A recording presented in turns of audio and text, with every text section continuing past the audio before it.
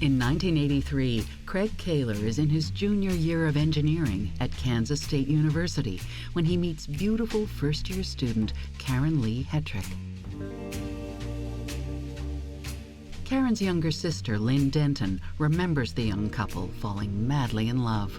Their relationship grew and blossomed while she was at school. He came to our house to visit the family and was excited to see them, and his big sister coming home and woo, has a boyfriend, and I just remember her happy. Craig is at the top of his class. He was so smart. He is just super smart and successful in his field, excelled in everything academic. When Craig graduates, he's offered an engineering job in Colorado. After dating for a year and a half, Karen leaves school and marries Craig. The couple move to Colorado to pursue Craig's career. They seem happy and even give birth to their first child, a little girl they name Emily. Their marriage appears flawless. Shortly after the move, Karen's mother spends a weekend with them and notices some unsettling behavior from Karen. My mother had made the comment that she would hop up and serve him whenever he would suggest. My mother had mentioned that she thought it could be problematic, that it could be an issue. Despite early concerns, in the years that follow, Craig and Karen seem happy and welcome 2 more children into the family, their daughter Lauren and son Sean. In 1999, 17 years into their marriage, an opportunity comes that Craig cannot pass up. He's offered the prestigious position of Director of Utilities in the conservative town of Weatherford, Texas. The Kaylors lose no time in making Weatherford their new home. Karen heads up numerous community-related organizations, including the local mom group. Karen's good friend Leslie Edwards describes Karen as a key member of Weatherford society. She was really great at organizing, and in the community she was big. I mean, she was just a way of pulling people together. Weatherford resident Sherry Coles and Karen become close when their kids become best friends. If she decides to do anything, it's either full out or she didn't do it at all. So whenever she decided that she would be president of the Moms Club, she was full out president of the Moms Club, organizing things, making sure things happen, getting people involved. Sherry's daughter, Cheney Coles, is Emily's and Lauren's friend and bandmate. Emily and Lauren and I had a band. It was called Days Off. We played a lot of places in Weatherford, and we basically got our version of Small Town Famous. They were practicing one day at our house, and Karen came in to pick up Emily, and she sat back and she listened to them for a while. And she said, "Oh, you guys need help."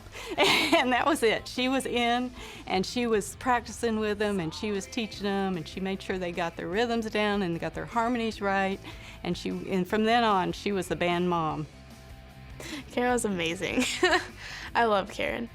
We called her our mom manager, and she was always there at band practice to help us push forward. She was always looking for new ways for us to play. For his part, Craig is described by his neighbor Norman Edwards as hardworking and successful.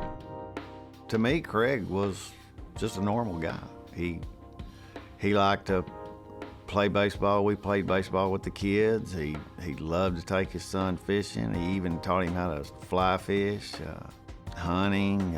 He bought a go-kart. Craig is very much the provider for the family. He really took that as a big responsibility and seemed that was really, really important to him. He'd work on their cars, or if they needed help with cleaning, getting the boats ready to take to the lake. And yeah, he was a regular, dad. What wasn't so regular were the restrictions Craig placed on Karen. She has a strict allowance, and Craig goes through all her receipts. Even though there was plenty of income coming in. Everything that she purchased, whether it be for the family, the kids, or for herself, had to be accounted for. It was everything. Clothing purchases, grocery purchases, everything. Karen's friends soon notice that something even stranger is happening at the Kaylor household. Well, we could never call the house after 8. And the first time I did, she grabbed the phone and was whispering. And I said, Karen? Because it was like 8 o'clock or just a little after 8. And she goes, I can't have any calls after 8. Because Craig and I have to be in the bedroom at 8:30 because we have sex every night at 8:30 and it's expected. Just about everyone knows about this rule in the Kaylor marriage. He had expectations of her every night. Everybody knew it. Neighbors knew it. Kids knew it. Everybody just kind of went, okay, and it seemed odd, but, you know, they were happy with it, so who am I to criticize? Karen was never, you know, it was not like, oh, got to call Craig, or, oh, got to tell him where I am, or anything like that, you know, some people in controlling relationships have to do. Craig and Karen are so good at keeping up appearances that no one notices the cracks in the veneer. In reality, their relationship is on the brink. I was over for coffee, and she had mentioned that Craig was asking her to do something in the bedroom, and sexually, that she was not going to do. Karen finds Craig's demands increasingly strange and unbearable. It was because he wanted to bring a third person in, and he just wanted to watch. I said, Karen, you are married, that is true. But if he wants you to do something that you don't want to do, it is still your right to say no. You don't have to do what he wants you to do right now. You don't have to. When you get into a marriage, you form sort of a contract. Not just a marriage contract, but a contract of how your relationship is going to go. Who's going to take out the trash? How often are you going to have sex? But what I see happening over and over again in relationships is that oftentimes one person wants to change the contract. And most of us don't have the skills to sit down and say, hey, look, I don't want to do it this way anymore. Karen totally throws herself into working out and is soon hired as a fitness instructor. Then, she meets a woman who will change her life forever. Her name is Sunny Reese. She's a beautiful fitness instructor at the gym, and she and Karen become inseparable. Their interests were obviously similar. They were both interested in fitness, and they were doing the same kinds of work and passionate about the same kinds of things. Over time, a more intimate liaison between the two women develops. Sunny was an escape. She was an escape from the family stress, escape from the marital stress, and she was a safe place. It would be really, really hard to live with a person who was that controlling that much of the time. And I think she was trying to figure out how she was going to give herself some sort of release and make herself feel better.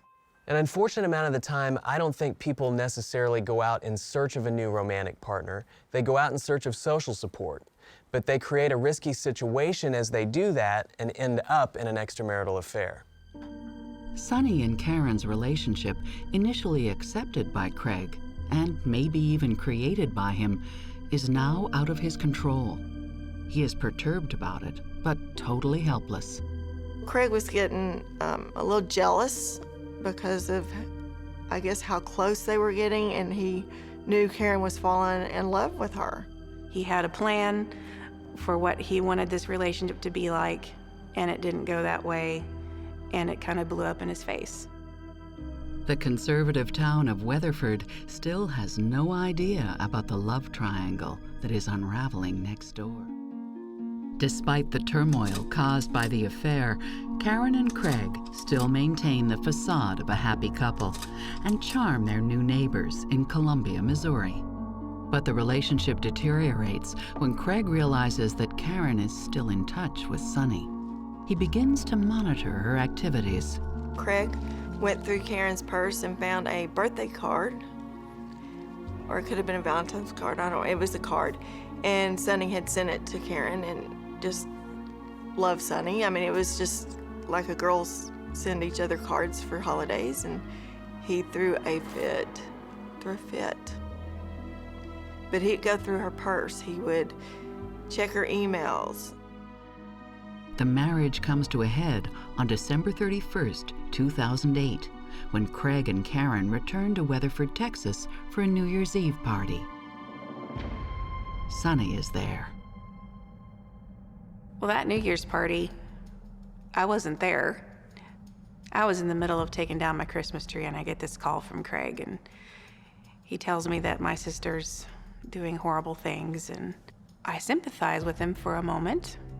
The gist I get is that there was drinking going on, and that Karen and Sonny were holding hands, and Craig didn't like that and thought that their behavior towards one another was inappropriate and embarrassing to him. They were holding hands and touching each other and flirting, you know, just flirting, and it was obvious. And you know, when alcohol's in play, you let your guard down a little bit, and so Craig just felt the need to announce to everybody that Karen had been having an affair with Sonny.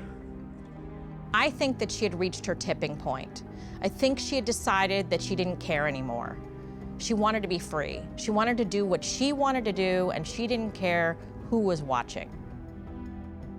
Craig realizes the image of his perfect marriage is now shattered. What up to now has been a carefully kept secret between the three is made painfully public.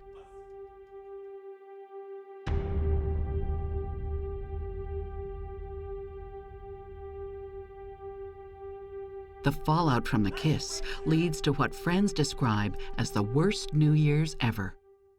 The town of Weatherford was shocked. It was something that just doesn't happen around here. If it does, it's swept under the rug. We just don't talk about it. Craig is distressed by the turn of events and that their secret has been exposed. The perfect facade was being cracked, and the public could see what maybe he didn't want them to see, and he was embarrassed. It was an embarrassment for him. He created this, and then all of a sudden it's falling apart in front of his eyes and in front of friends that he wanted to carry on the facade of the perfect family with the perfect children and the perfect house, and it wasn't perfect.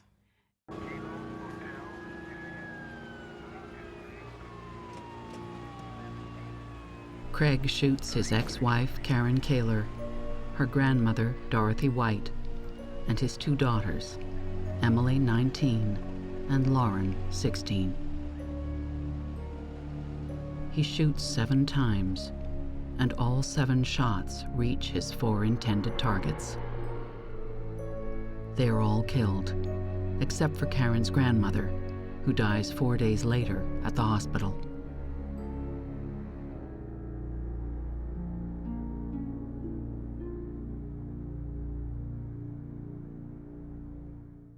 After a frantic search, their son Sean is finally found at a neighbor's house. He had run away barefoot and coatless to the neighbors to call 911. He was in their custody, protective custody. Even more frightening, Craig has disappeared, and nobody knows what he'll do next. He was pretty mad at me. He was pretty mad at Sonny. We didn't know if he was going on to do some more harm.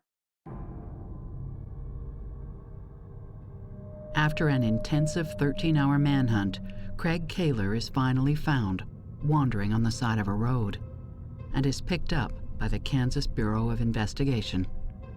Journalist Sangeeta Shastri covers the Kaylor story. Kaylor was a bit disoriented and had scratches on his hands and was a bit dirty. And the deputy asked Kaylor what he was doing, if he was all right, and Kaylor told him, "I'm the man you're looking for." When the police detective asked him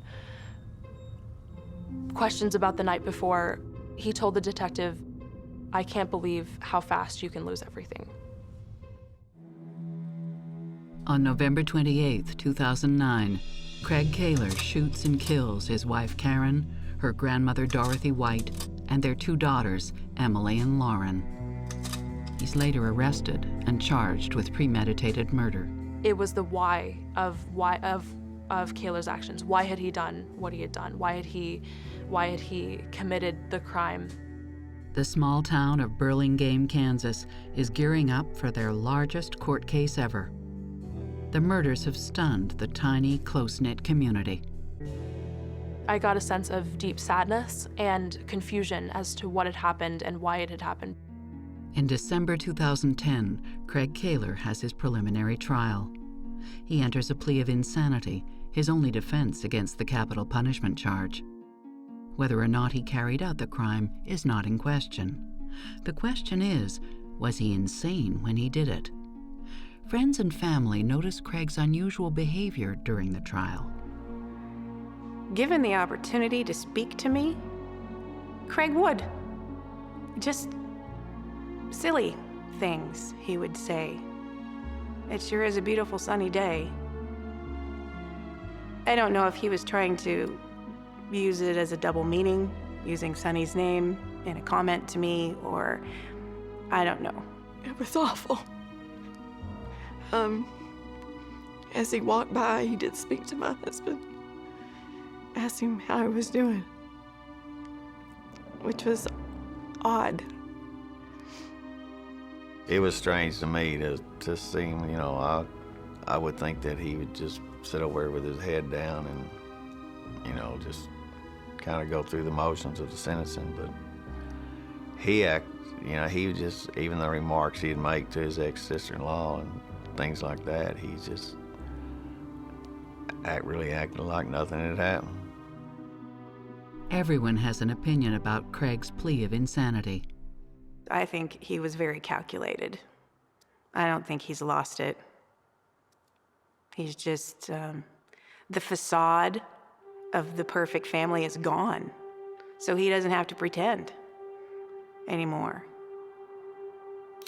So, he is not pretending. This is who he is. And it was probably always there. His eyes had always been cold. I didn't know him that well, other than my friend's husband, and I trusted him with my kids, but it was calculated. He knew what he was going to do, and he did it. Well, something obviously had to happen because a man doesn't kill his kids. I mean, was he out of his mind? Well, I'd say technically yes, because you don't kill, period. You don't kill people, and you don't kill your ex-wife, or and you certainly don't kill your kids. So yeah, I guess technically he was crazy, because no sane person would do that. Can the defense prove that Craig had gone insane and save him from death row? Defense attorney Tom Haney said that this was a tragedy, that it was something that shouldn't happen to any family, and that no person in their right mind could do such a thing. And that was really the core, I think, of the defense's argument, was that Craig Kaylor was not in his right mind when he shot and killed 4 of his family members. They claim that Karen's lesbian affair pushed him to his breaking point. The defense was, I think, trying to paint a picture of Sonny Reese as a homewrecker. They were trying to paint her as someone who was introduced to the Kaylors and who met Karen Kaylor, and then caused a rift in Karen and Craig Kaylor's marriage. The defense cites the breakup of his marriage and the loss of his job as causing severe depression, which was left untreated. They point out that officers found a full bottle of antidepressant pills in Craig's car, prescribed a couple of months prior to the crime. They found a bottle of clonazepam pills, which I believe are anti-anxiety medication. There were 30 pills and he hadn't taken any of them, and they'd been prescribed to him earlier, and so they were found in his vehicle. The defense also argues the fact that he did not attempt to cover up the crime as a clear indicator that it was not premeditated. The defense attorney, Tom Haney, argues that everyone has a different breaking point. Tom Haney pulled out a pencil and he snapped it in half to show the extent to which Craig Kaylor had lost control over his mental and emotional stability.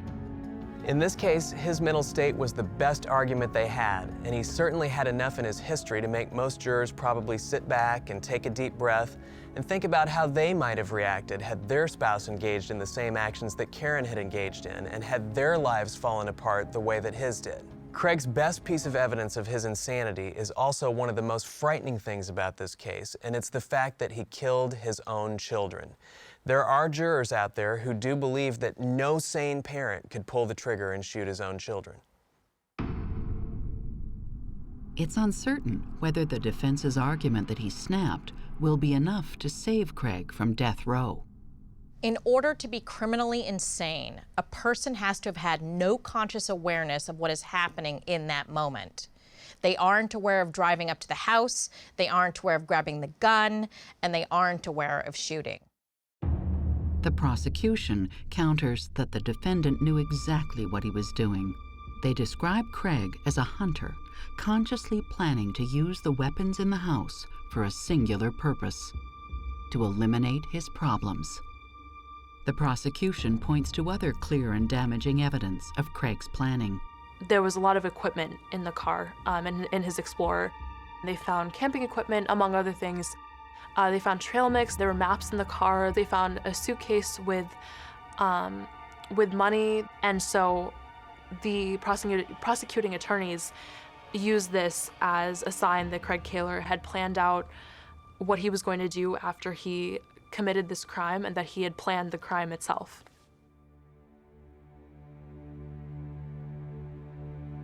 The prosecution presents some disturbing evidence.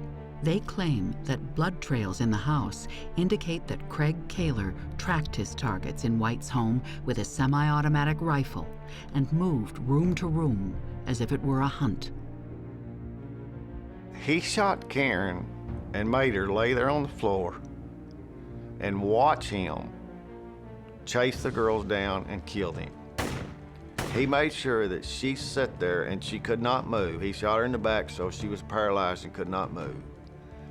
He planned it exactly, and he made her lay there and listen to him kill those girls. Craig shot 7 times and did not miss a target. I mean, Craig didn't miss. If he had lost control of his decision-making and all of this, he would have missed his targets. There were 4 people in the house. He made 7 shots and didn't miss. There were no stray bullets. He had a long drive between his parents' house and my grandmother's house. That was a long time to sit and think. You don't just lose it and sit on it in that amount of time, and he had to decide to drive there. In my opinion, he let Sean go. If he'd wanted to kill Sean, Sean had been dead, and he was not out of his mind. If he was out of his mind, he'd have shot Sean. The prosecution conclude their arguments with the dramatic statement that Craig didn't snap, that he was in control. What we see is that he loaded his car with guns and ammunition. He drives an hour to the house where he knew they were living. He shot everyone but his son, and then after the crime, he said, "Oh no, I messed up."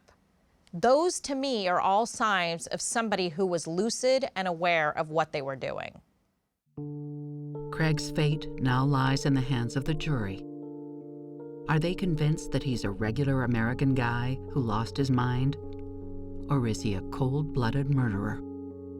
The jury returned to the room after 2 hours, and when they returned and each stood and gave their decision, Craig Kaylor was simply staring ahead and did not have an expression on his face. On August 25, 2011, the jury rejects the insanity plea and returns a guilty verdict of capital murder. Court sentences the defendant for the crime of capital murder to death. On October 11, 2011, the judge formally sentences Craig to death by lethal injection. An appeal is filed automatically after the sentence. No matter what, Craig Kaylor will never go free again.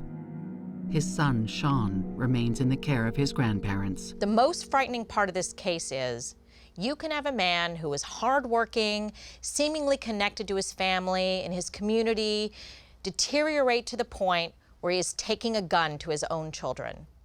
It's a more gradual, insidiously encroaching kind of a fear that your spouse could evolve from this well-put-together, well-behaved, respectable businessman into somebody capable of mass murder.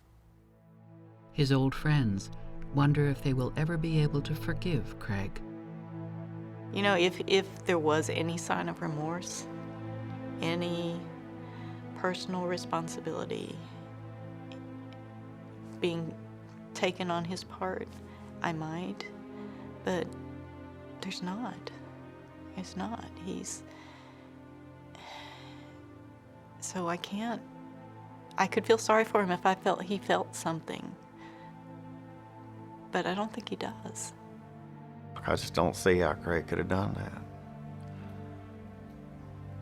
that. And I just can't fathom it. I still can't. There is no comprehending it. I mean, it's just something I'm going to have to deal with the rest of my life. I mean, you'll never wrap your mind around that. I was trying to think of a way to honor my sister. I mentioned it to Sunny, and she agreed that that was a great idea to organize a 5K run to benefit a women's shelter.